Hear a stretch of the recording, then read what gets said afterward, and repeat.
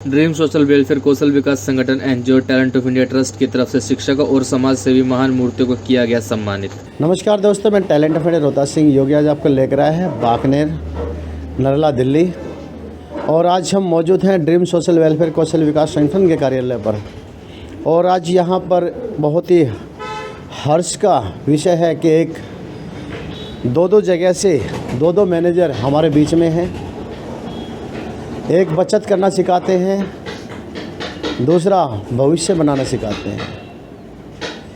और हम आपको बता दें, हमारे बीच में जो सतीश जी हैं, ये कराला सरोज निधि प्राइवेट लिमिटेड के जनरल मैनेजर हैं। उनसे ही बात करेंगे। और उसके साथ साथ में बायोजूस ट्यूशन सेंटर के मैनेजर भी हैं हमारे साथ में, जो नरला ब्रांच को देख रहे हैं। हम जानते हैं उन्हीं से कि आज इस अवसर पर उनका क्या कुछ कहना है। और आपको एक चीज़ और मैं बता दूं सतीश जी के बारे में। सबसे पहले तो मैं सतीश जी के बारे में बता देता हूं आपको कि सतीश जी ने अपने विकलांगता को पछाड़ते हुए कहते हैं, भगवान ने जो हमें रूप दिया है, जैसा शरीर दिया है, हमें उस शरीर के बारे में कभी भी भगवान को दोष नहीं देना चाहिए, क्योंकि भगवान तो हमें पूरा शरीर देता है। वो हमारे कर्म है, हम उन्हें कैसा बनाना चाहते हैं।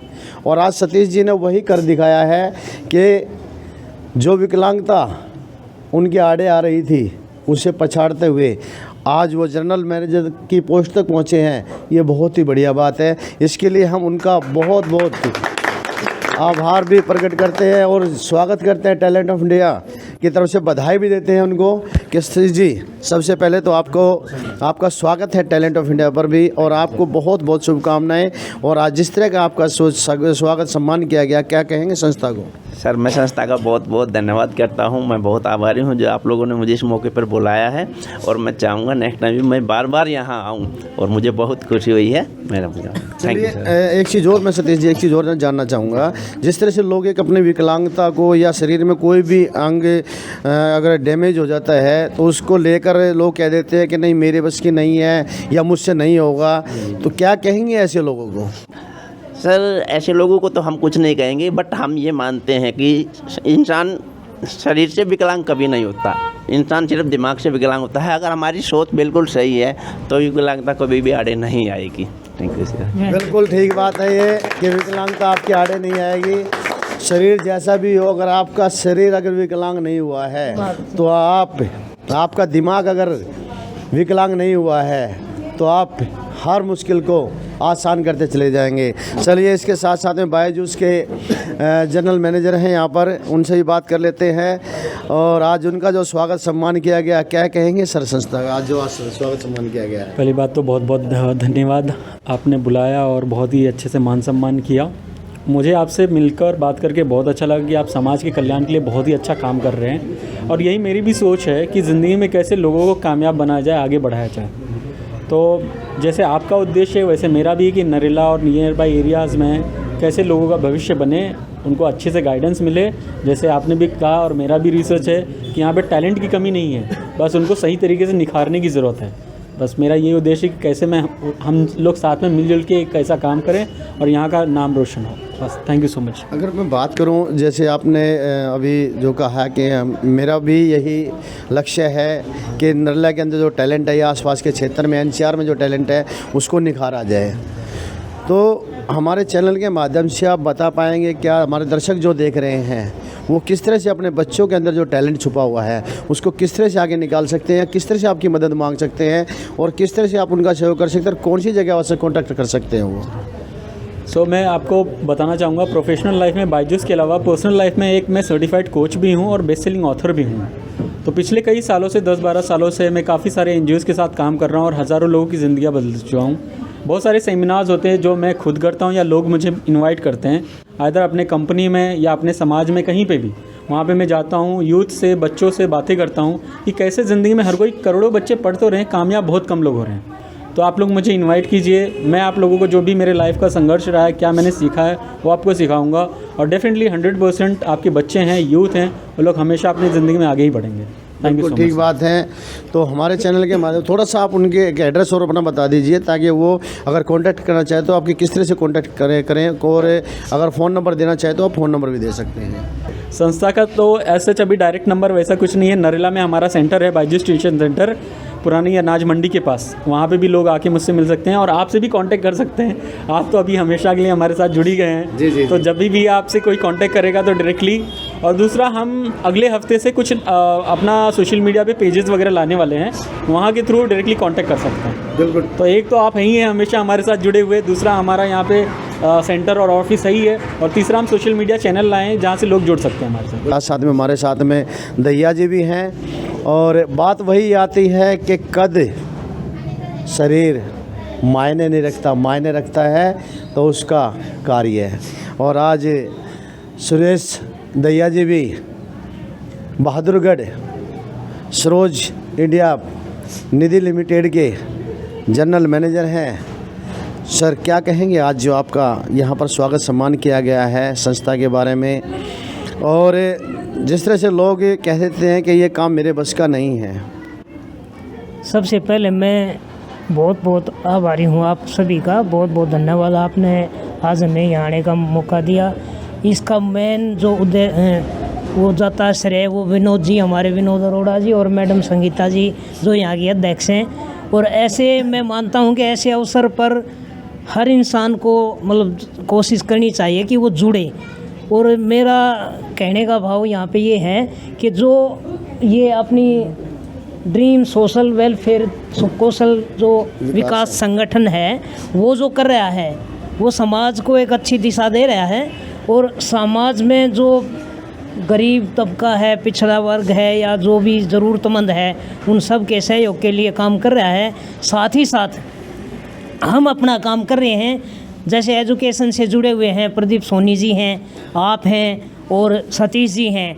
तो अलग अलग डिवीजन से हैं, वो एजुकेशंस को लेकर एजुकेशन को बढ़ावा देने के लिए लोगों को प्रेरित करते हैं। और जो हम हैं सतीश जी हैं, वो हम सरोज इंडिया निधि लिमिटेड की तरफ से लोगों को बचत विनियोजन में प्रेरित करते हैं कि आज महंगाई का दौर है, आगे बच्चों के लिए बहुत हमें पैसे की आवश्यकता होती है। भाई बच्चों की शादी करनी है, एजुकेशन देनी है, मकान बनाने हैं, तो 2 रुपये बचत के लिए भी हम लोगों को प्रेरित करते हैं कि जी आपको बचत भी करनी चाहिए। और हम तो ये मानते हैं कि जी जैसे ऐसे प्रोग्राम होते हैं, चाहे वो एजुकेशन से रिलेटेड है, चाहे वो सामाजिक प्रोग्राम है कोई भी, या लोगों को कुछ भी मतलब सहयोग करने की बात है, तो हम इसमें जुड़े रहें और आपसे पुनः बार बार मिलते रहें। इसके लिए आपका शुक्रगुजार है। धन्यवाद। धन्यवाद बहुत बहुत आपका भी। और हमारे अनिल आर्य जी हैं जो मुख्य संरक्षक है ड्रीम सोशल वेलफेयर कौशल विकास संगठन के। और सर, संस्था किस तरह के कार्य कर रही है और क्या कहेंगे आज?